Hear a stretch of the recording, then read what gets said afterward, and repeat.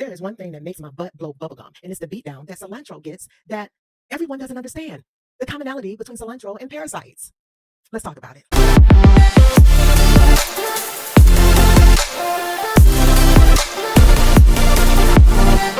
Let's talk about four things that cilantro is used for. And one is Leishmaniasis, another is malaria, rheumatism, and bacteria. So let's dive in to let's talk about one, because one, I want to break down things in the simplest forms when we're talking about parasites, understanding how parasites work and like where they even come from. When one thinks about microorganisms that are all over, some we don't even many we don't see them with the human eye. You would need a the thing you look at, the microscope. You need a microscope. I don't know why I drew a blank. Let me take a sip of my tea. Maybe that's it. And I got some real good tea here. In my little teacup, it been spilled over on the side, but you can see it's blue. It has a bluish purple hue to it. So one may want to know what I have in this tea, and it is some butterfly pea, some blue lotus flower, and some damiana because I needed to relax my nerves this evening. Mm. And a little bit of chamomile because today is Friday and it was a trying time at work for me today. Now, back to cilantro, right? Now, when you think about what comes to mind when you hear the word parasite, like, do you think of like a small squiggly thing that's squirming around in soil outside? Yeah, that would be correct. Do you think of small squiggly things that may be in the air or on surfaces that you may touch but you cannot see? Possibility. See, we must understand that cilantro is a very, very good herb. And at the beginning, I said we're going to talk about four things that cilantro is used for. But actually, there's a fifth thing that comes to mind for me, and that's the ability to thin the blood, acting as a like a blood thinner, like warfarin or Coumadin, which is the same medication. Now, one would probably say, why why would we want to know about parasites and cilantro? This is going to blow your mind. Well, some it may. There are many out there that I'm sure already know this information. But I tell you, when I dug deep about cilantro, I found out some things that uh, I thought I was going to have. I had a whole conniption. I'm just going to keep it real. I had a whole conniption. And as a person that has been in the medical field since 1994, and like I love science, but I never looked at it as in depth the way I do now. And I remember before I got my nursing degree, my science teacher, her last name was Skidmore. I remember her saying to me, and she actually had written the book that we were learning from. I remember her telling me that she said, "Why are you going to school for nursing?" I said, "What do you mean?" She said, "You really need to be going to school for chemistry, biochemistry." Biochemistry. Excuse my dog barking in the back. Someone's pulling up and she's going crazy, so bear with me. But yeah, and here we are in 2024. What, almost 30 years later, I'm diving into microorganisms all over again. They're so exciting to me, right? But back to Leishmaniasis. One may ask, well, what is Leishmaniasis? What is that? Well, Leishmaniasis is a condition, and we must understand when we say condition, that means it has the ability to change, right? But it is a condition of infection with any species of protozoan of the species that develops into diseases that are cutaneous, mucocutaneous, and visceral. Now we could go through and break down cutaneous, mucocutaneous, and visceral so that you get an understanding. And I'm actually going to read to you a definition, okay? For cutaneous, it reads pertaining to the skin, okay? For mucocutaneous, it's pertaining to the mucous membranes and skin, right? And even in that definition, they reference the American Leishmaniasis condition. And then it says, of the parasitic protozoa, Leishmaniae. Now, let's understand that protozoa means one. It ends in an A. Protozoan means a group of protozoans, right?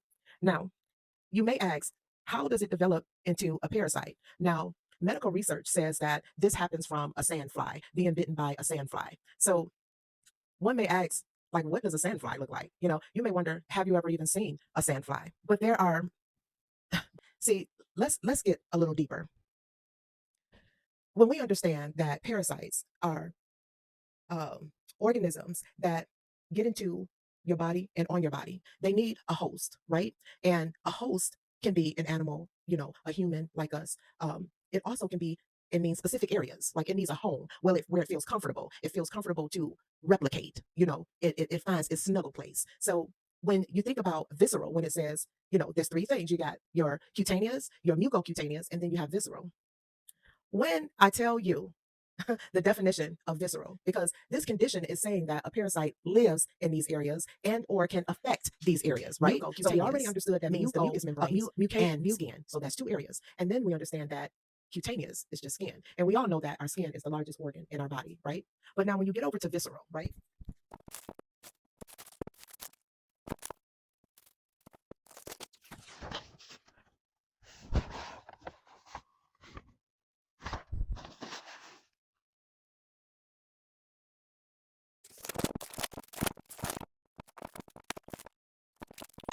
It reference body cavities, that the parasite can live in body cavities.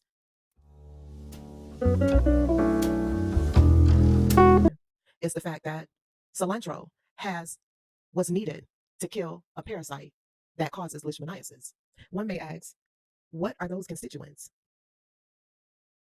Cilantro contains a lot of great constituents like glycoside, tannins, alkaloids. The acid is used as an astringent. So there you go. That's already talking about skin. And a protein precipitant, also called tannin. So this is letting you know that an acid, a tannin, is derived from an acid, but it also can be considered an alkaloid, right?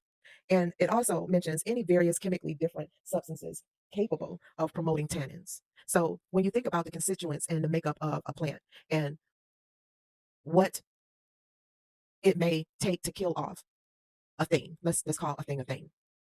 So when you know that glycosides are any of several carbohydrates that yield a sugar and non-sugar on hydrolysis, that right there alone tells you that that plant has balancing elements in it. Okay.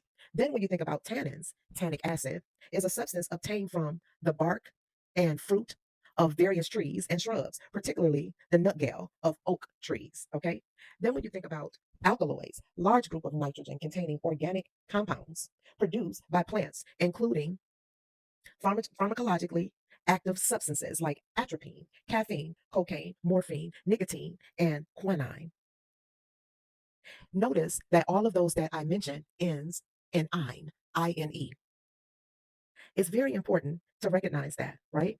So if you are dealing with um, itchy skin, you may have eczema, you may have a rash, um, knowing that cilantro is not only a flavorful seasoning used in cooking, but the ability to use it as a medicinal herb to heal yourself. That alone makes you have so much gratitude for this plant that many people take for granted. It gets beat up on, it gets beat down. Some people say, oh, I don't like the taste of cilantro. Well, I guess not, because it's medicine. It's medicine. And most people feel a certain way. It's like they get the juicy mouth when you talk about medicine, or they get the queasy stomach when you talk about medicine.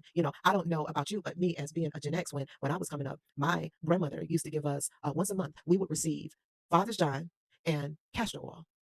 And she would tell us that's to get rid of the worms.